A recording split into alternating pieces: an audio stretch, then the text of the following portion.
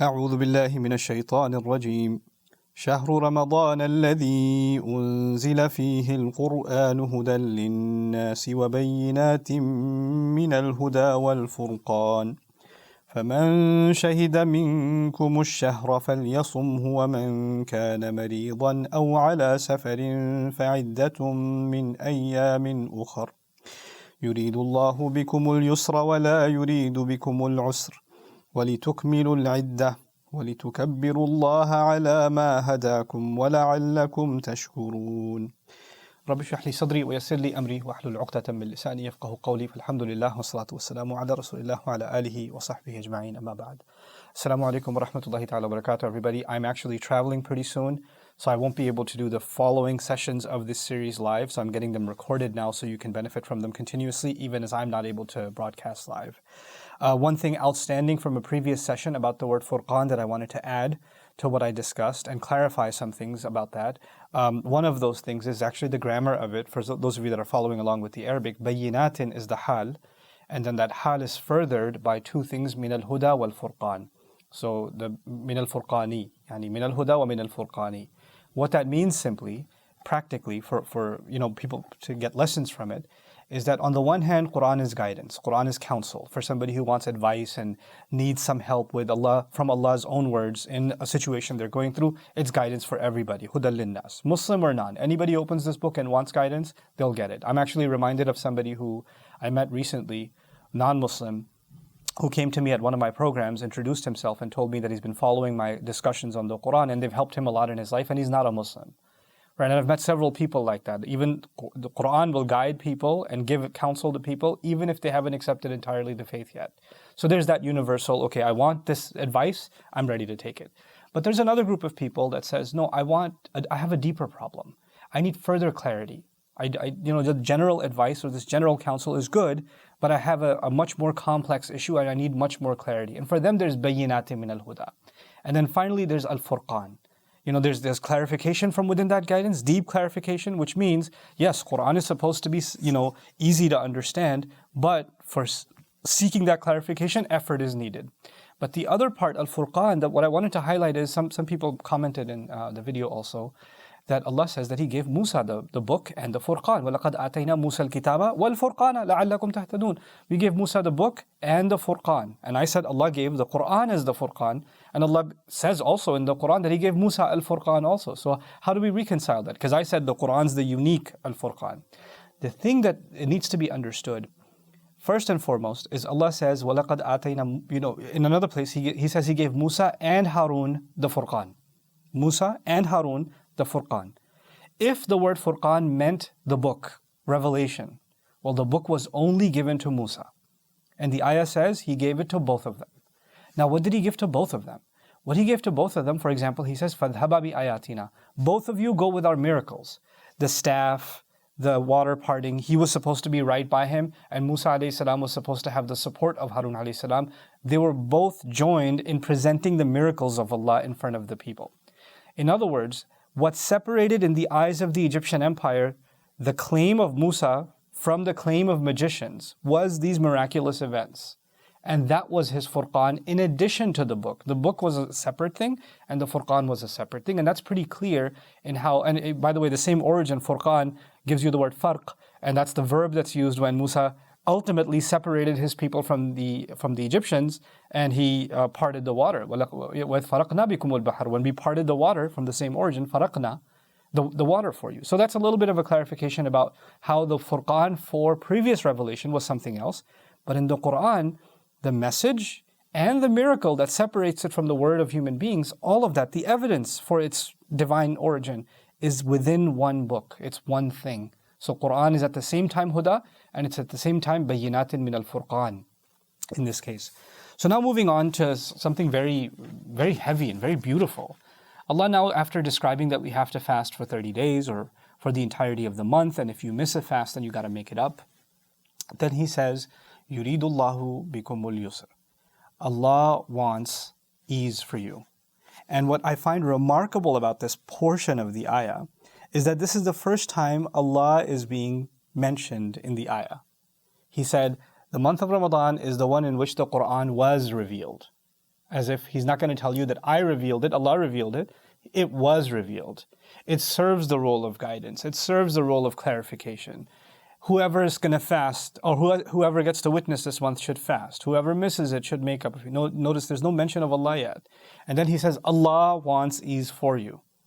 As if this exercise, never forget, behind this exercise and this injunction and this revelation, behind all of it is someone who really loves you and actually did all of this to make things easier for you.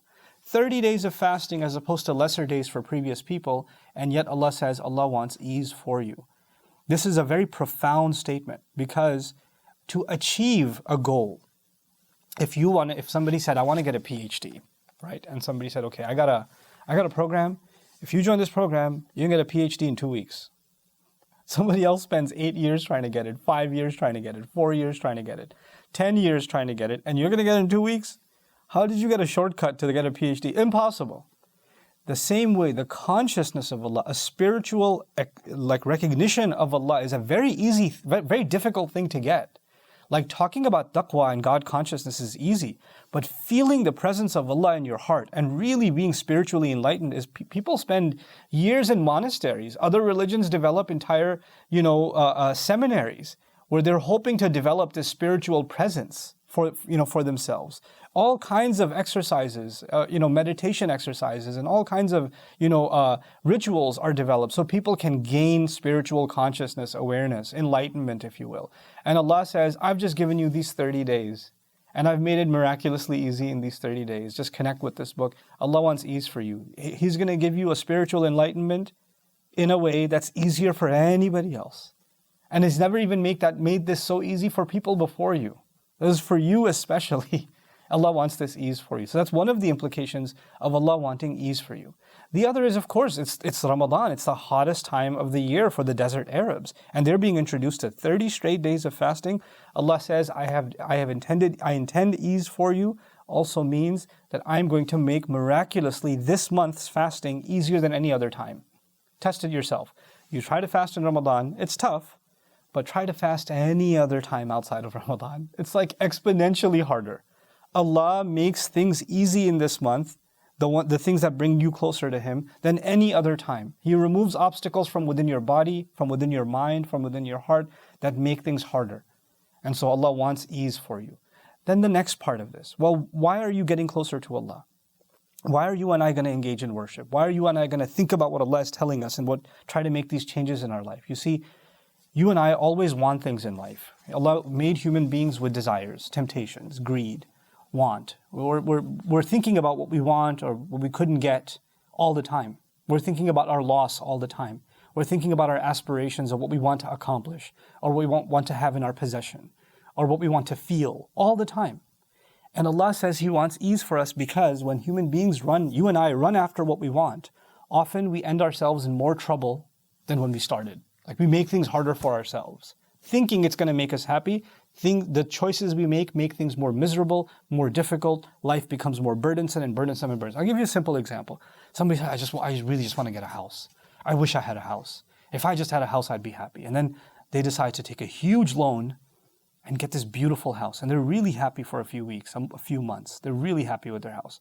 But then the debt starts piling up, the bills start piling up, the property tax start piling up, the pipes go bad, the plumbing goes bad, the electricity issues happen, this happens, that happens, the wear and tear in the house. And man, what used to be it's going to make things easy has made things so much harder. You ran after this like this is going to make you happy, and this is going to be the end of all your problems, and this is your goal in life. But once you have it, and you have it in your possession, things became so much harder. So Allah says, if you can take this guidance, and if you can really condition your heart to really truly accepting this guidance, then as you follow it, your life is actually going to become easier. You think fasting itself is hard. The fruits of fasting make your life easier. So He says, for example, يُرِيدُ اللَّهُ أَن يُخَفِّفَ عَنْكُمْ. Allah wants to lighten your burden. These laws, people who don't understand that, they say, wow, fasting, Islam is so hard, man. You got to fast all of Ramadan. It's going to be so tough. How do you even do it? You don't realize when you have this tough exercise, but what you get out of this tough exercise is so much more, then this becomes easy. And so I leave you with this last example to think about that. Incentive. Just the example of incentive. If I asked somebody to work all day in the hot sun and said to them, when you finish working all day in the hot sun, I'm going to give you a nice cooked meal. That's your reward. They'll say, no thanks. I'd rather eat a pizza. I'm good. I'm not working out there for just a nice cooked meal. Another person I call and I say, why don't you work out there in the hot sun all day, and at the end of that, I will give you my house. I'll sign it over to you. I'll sign over my house to you. All of a sudden, that day is not so hot anymore.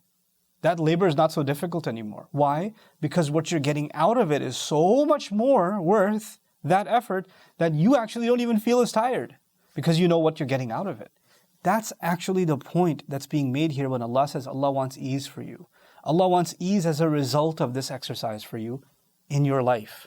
Ramadan is supposed to make a transformation in you and me that will save us from a lot of trouble. You know, Allah made this in all things. This is a sunnah, a way of Allah doing things in all things. For example, exercise. Somebody changes their diet, changes their exercise. It's hard. Exercise is hard work. Changing your diet is hard work. But if you do it, you're saving yourself from diabetes, heart problems, back problems, arthritis, all these difficulties that were going to come to you in 20, 30 years. You saved yourself from so much because you put yourself through this exercise, this rigorous discipline. That's exactly the point that Allah is making when He says profoundly, Allah wants ease for you. Barakallahu li wa lakum. Assalamu alaikum wa rahmatullahi wa barakatuh.